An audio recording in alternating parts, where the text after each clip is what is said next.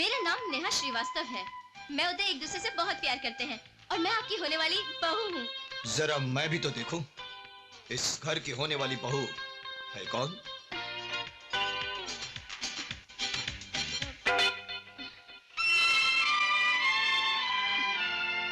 समझ गई, आप उदय के भैया और आप भाभी है ना? पाए लागू। उदय आप दोनों की बहुत तारीफ करता है। हाँ हाँ वो तो ठीक है, पर तुम्हारी और उदय की ये लव स्टोरी शुरू कब हुई? आउटडोर में, जैसे कि फिल्मों में होता है। हीरो हीरोइन पहले हिल स्टेशन में एक दूसरे से टकराते हैं, फिर प्यार हो जाता है और बाद में गाना वाना तो वो गाते ही है। आउटडोर में मुलाकात भी हो गई, प्यार भी हो गया, कहानी में इतना बड़ा ट्विस्ट भी आ गया और उदय के बच्चे ने मुझे कुछ भी नहीं बताया। अभी पूछता हूँ उदय से। उदय, उदय! भैया मैं यहाँ हूँ। हाय। हाय। तुम यहाँ क्या कर रही हो? ओहो, घबराने की कोई बात नहीं है। मैंने अपने और तुम्हारे बारे में भैया भाभी और माँ को सब कुछ बता दिया है। मुझे तुमसे ये उम्मीद नहीं थी उदय। आई एम सॉरी भैया। आई एम ऑल्सो सॉरी भैया। लेकिन ये तो इत्तेफाक की बात है ना कि हम दोनों में प्यार हो गया। लेकिन अब जाने भी दीजिए ना, जो होना था सो हो गया। हाँ बेटे, इसमें नाराज होने की क्या बात है? तू चाहे कुछ भी बोल, मुझे बहू बहुत पसंद है। बात पसंद और नापसंद की नहीं है माँ, बात उसूल की है। उल्लू के पट्टे, प्यार करना जुर्म नहीं है, करके छिपाना जुर्म है, और भाई से छिपाना तो बहुत बड़ा जुर्म है। भैया इसका मतलब आपको नेहा पसंद नहीं? मतलब तुम्हारी पसंद नंबर 1 है। थैंक यू भैया, आपने तो मुझे डरा ही दिया था। मुझे लगा कि सीन ही उल्टा हो गया। खैर, बाकी की बातें बाद में होती रहेंगी। नमस्ते। आपने तो मुझे बलराज राणा से मिलवाया नहीं, लेकिन आज मैं एक ऐसी खबर लाया हूँ जिसे सुनकर तुम कहोगे कि मैं बलराज राणा कंपनी का वफादार हूँ। अगर ऐसा बात है तो अपन तेरे को बलराज भाई से मिलाएगा।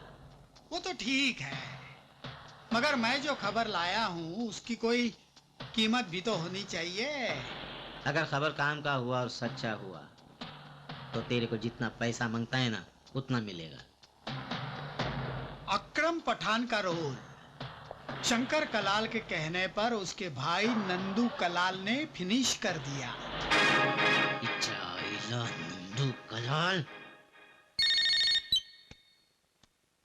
हेलो, मैं अन्या कोहली बोलता है।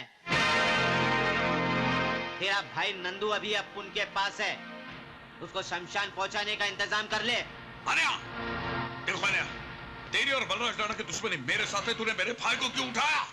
चाइला अकरम पठान का खून भूल गया तू? देख अन्या, अगर मेरे भाई को कुछ हो गया तो मैं तुझे और बलराज राणा को जिंदा नहीं छोड़ूंगा। हे फड़विया, फोन पर गला फाड़ कर अपना बीपी मत बढ़ा।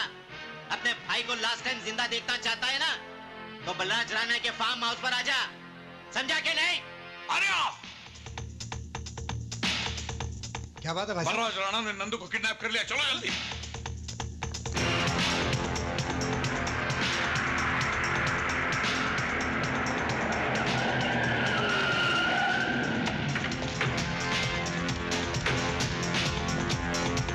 रुक जाओ तुम लोग। बलराज राणा, अरे मेरे भाई ने क्या कसूर किया था? क्यों उसे किडनैप करवाया? क्या बिगाड़ा तुम्हारा मेरे भाई ने? छोड़ दो उसे। अकरम पठान ने भी किसी का कुछ नहीं बिगाड़ा था, वो भी मुझे भाई की तरफ प्यारा था।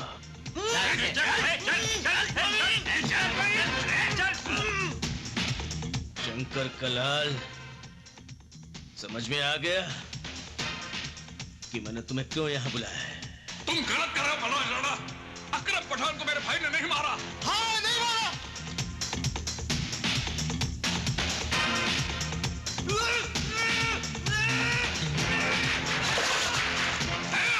रुक जा।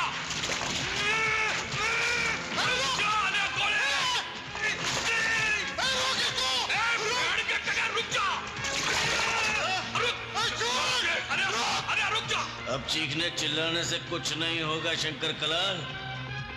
तुम्हारे भाई की मौत का फैसला हो चुका है। नहीं, बलराज राणा रोक दो रे। मैं कहता हूं बलराज राणा रोक दो रे, रोक दो। रुको।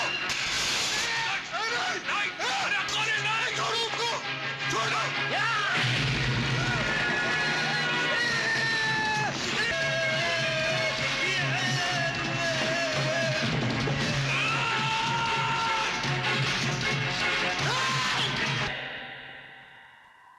तुम्हारी बात तो समझ गया पेप्लो गुंडो, लेकिन बलराज राणा हथियारों का धंधा करने के लिए कभी तैयार नहीं होगा। ये तुम कैसे बात करता है विठल राव? मैं तो ये समझता था कि बलराज राणा एक मोहरा है जिसका रिमोट कंट्रोल तुम्हारे हाथ में है, लेकिन तुम्हारी बातों से ऐसा लगता है कि तुम्हारे गैंग के सारे फैसले बलराज राणा करता है। आप बिल्कुल सही कह रहे हैं पेबलो साहिब। आज जब बात निकल ही गई है तो नटवर बनारसी भी चुप नहीं रहेगा। विठल भाई को सीढ़ी बनाकर बलराज राणा खुद तो बन गया है अपराध जगत का बेताज बादशाह, और हम सबको बना लिया अपने हाथ का कठपुतली। तो इसका मतलब उसके सामने तुम्हारा पोजीशन कुछ भी नहीं। You are nothing but a big zero. नहीं पेप्लो गुंडो नहीं, टाइम और सिचुएशन के हिसाब से कभी कभी गधे को भी अपना बाप बनाकर उसका पैर छूना पड़ता है। सीबीआई वालों ने मेरे खिलाफ इंक्वायरी शुरू कर दी थी।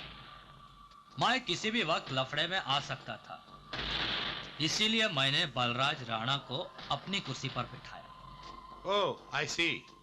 रही पोजीशन की बात, तो गुरु और चेले के रिश्ते से मैं बलराज राणा का बाप लगता हूं। और बेटा चाहे कितनी भी बड़ी कुर्सी पर बैठ जाए, वो बाप से बड़ा नहीं हो सकता। बलराज राणा आज जो कुछ भी है वो मेरी वजह से है। तो फिर तो वो तुम्हारी बात टाल नहीं सकता। तुम ऐसा करो, उसके साथ मेरी मीटिंग फिक्स करो, मैं उसको आर्म्स डीलिंग के लिए कन्विंस करेगा। ठीक है, डोंट वरी, 50 करोड़ का हवाला हमारे लिए बड़ी मामूली सी बात है। हाँ, आप कह दीजिए नेताजी से कि रुपया वक्त पर दिल्ली पहुंच जाएगा। हाँ बलराज भाई,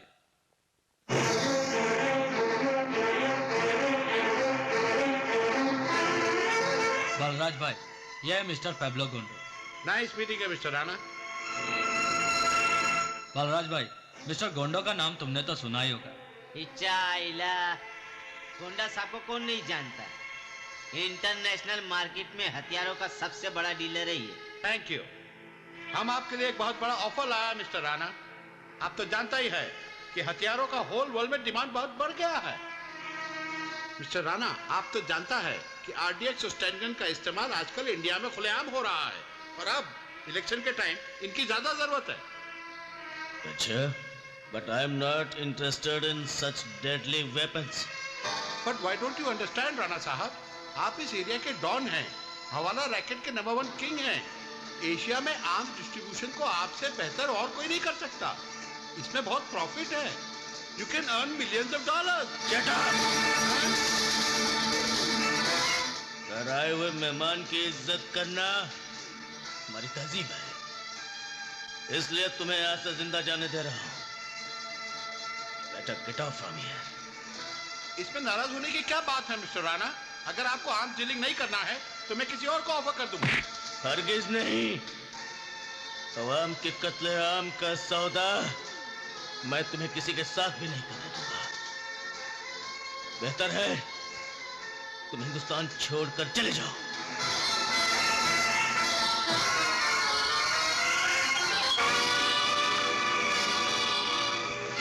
बलराज भाई, इस कंपनी में अपनी कोई औकात है कि नहीं? तुमने बोला हफ्ता वसूली बंद करने को, अपुन ने वसूली बंद कर दिया। तुमने बोला ड्रग्स का धंधा बंद करने को, अपुन ने धंधा बंद कर दिया। पर ये सब कब तक चलेगा? ए विठल राव, मेरे को लगता है तेरा खोपड़ी सटक गया है। इचाइला वो तो बलराज भाई ने अच्छा किया जो पेप्लो गोंडा का ऑफर ठुकरा दिया। ए अन्या, तू चुप कर।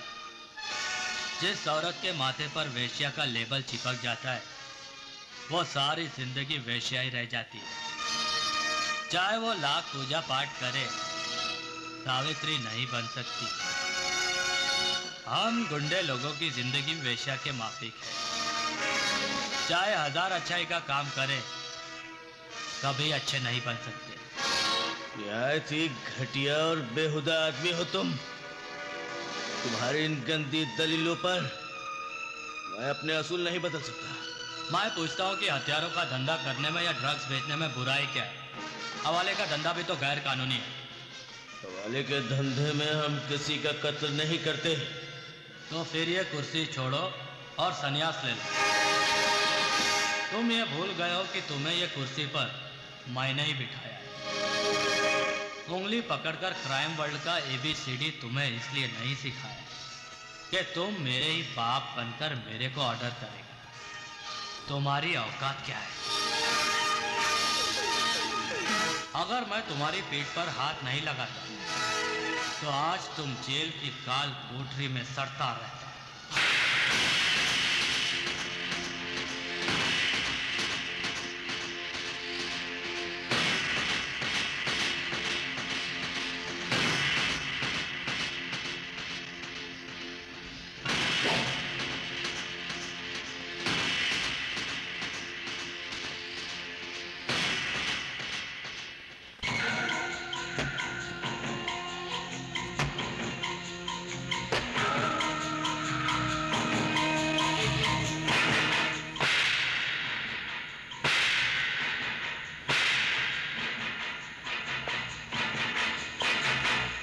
बलराज राणा ने तुम्हारे फेस पे जो थप्पड़ मारा था उसके बारे में सोचने से कोई फायदा नहीं है विठल राव। तुम ये सोचो कि उसको खल्लास कैसे करेगा और फिर उसके बाद हमारे साथ आर्म्स डीलिंग का बिजनेस करके मल्टी मिलियनियर बनने का सोचो। सोचो मैन, सोचो। गोंडो साहब इज राइट, लेकिन बलराज राणा का रोल खत्म करना इतना आसान काम नहीं है। उसका रोल फिनिश करने के लिए तुम्हें शंकर कलाल से हाथ मिलाना होगा। ए डांडेकर, लगता है तेरा दिमाग खराब हो गया। शंकर कलाल हमारा दुश्मन है, वो हमसे हाथ क्यों मिलाएगा? अरे पॉलिटिक्स और अंडरवर्ल्ड में हालात के हिसाब से दोस्ती और दुश्मनी हो जाती है। यहाँ कल का जानी दुश्मन आज का वफादार दोस्त भी बन सकता है। ये तो वाकई बहुत अच्छी खबर है दांडेकर। बलराज राणा और विठल राव के बीच अगर दुश्मनी हो गई है तो समझो हमारा काम और भी आसान हो गया है। इसी दुश्मनी में किसी एक का रोल फिनिश हो जाएगा। विठल राव के एहसान के बदले में बलराज राणा ने उसे तमाचा मारा है। विठल राव उसे छोड़ेगा नहीं। फिलहाल तुम बलराज राणा के बारे में सोचो, जो पूरे एशिया में हवाला धंधे का बेताज बादशाह माना जाता है। करोड़ों की हेराफेरी करता है वो। हाँ, तुम्हें अपना नाम ऊपर लाने के लिए उसके नाम और काम दोनों को तबाह करना होगा। बिल्कुल ठीक कहा मंत्री जी ने। इसलिए तुझे विठल राव के साथ समझौता कर लेना चाहिए, क्योंकि ये साला विठल बलराज राणा का हर सीक्रेट जानता है। हाँ। आज्ञा, उस हरामी की औलाद के साथ मैं समझौता कर लूं? ऐसा कभी नहीं हो सकता दांडेकर। अरे यार, अकल का दरवाजा खोलकर मेरी बात को अपनी खोपड़ी में घुसाने की कोशिश कर। दुश्मनी दिल में रखकर भी दुश्मनों से हाथ मिलाया जा सकता है। हाँ।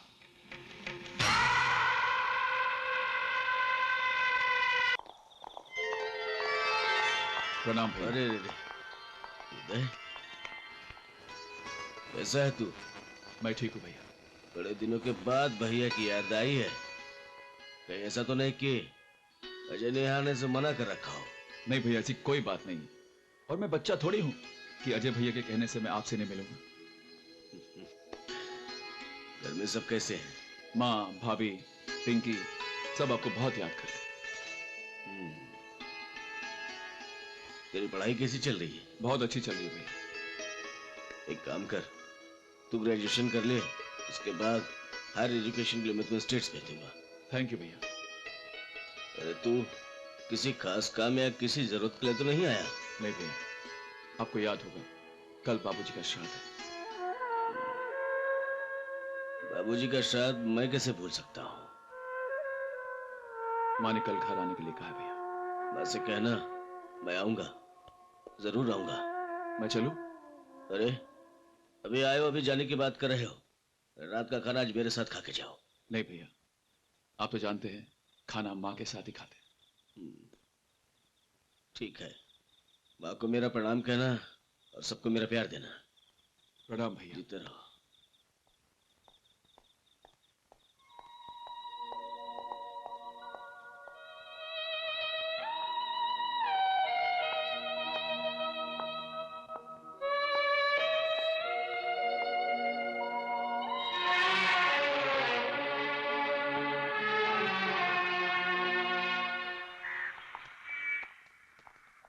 भगवान की दया से बाबूजी आप बिल्कुल ठीक हो गए। ये तो ठीक है बेटा, पर ये तूने बड़ा अच्छा किया जो तू इलाज के लिए मुझे शहर में ले आया हैं।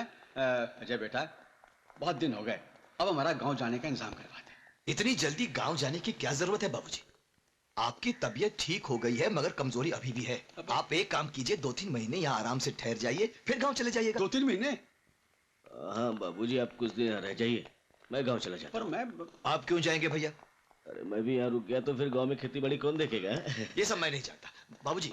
एक केस के सिलसिले में मुझे कोर्ट में जाना है, शाम को घर में चैन से इस विषय में बात करेंगे। ठीक है भैया, बाबूजी को घर ले जाइए, मैं चलता हूँ।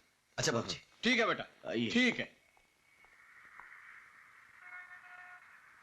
अच्छा बाबूजी, शाम को मैं जल्दी आ जाऊंगा। अच्छा बेटा।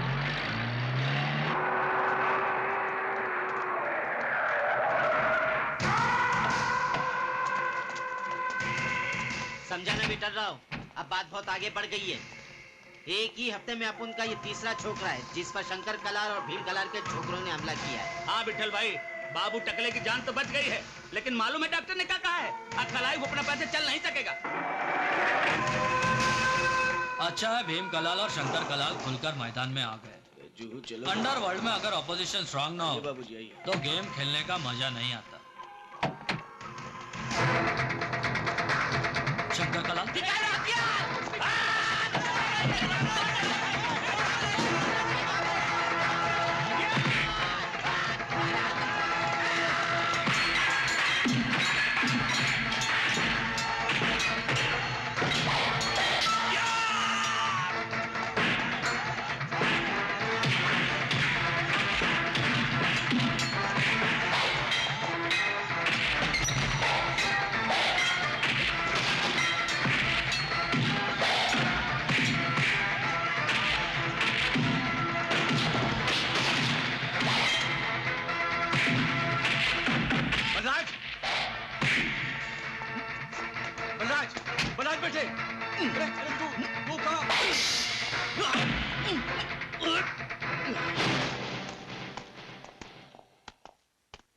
नमस्ते। नमस्ते जी। नमस्ते। मैं शंकर कलाल का बड़ा भाई भीम कलाल